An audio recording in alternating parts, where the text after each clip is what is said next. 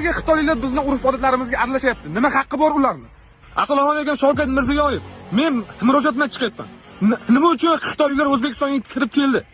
Bizning sohasiga kirib keldi, bu narsani eshitdik.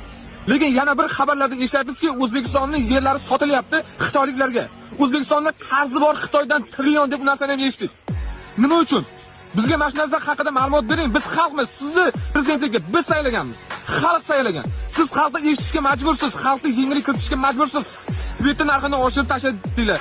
Gazni narxini 1 yilda 3 marta oshirib yordinglar. Ya'ni gapirgan odamni qamoqqa tiqaysizlar, qamoqqa tiqaysizlar. Xalq unda kim eshitadi?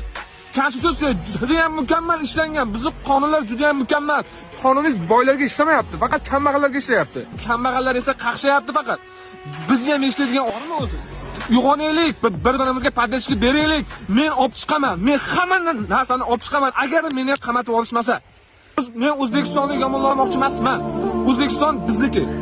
Men faqat prezidentdan yordam talab qilib chiqyapman, xalqqa yengillik bering deb. Bitta deputat chiqdi. Gazni ovqat qilsang, kosang oqarmaydi. Bu gapmi bu? 5600 so'm puling bo'lsa, sendan boy inson yo'q bir kunda. Buni qanaqa tushunish mumkin? O'rtoqlar, yurtdoshlar, menga podдержка beringlar. Birgalikda chiqamiz. Faqatgina podдержка bertirishinglar menga bo'ldi tamom. Agar ertaga qamalib kelsa, orqamdan turib beringlar, xalqmiz biz. Xalq prezidenti kimligini tayinlaydi. Siyosat bu xalq. Agar xalq bo'lmasa, siyosat ham bo'lmaydi, davlat ham bo'lmaydi.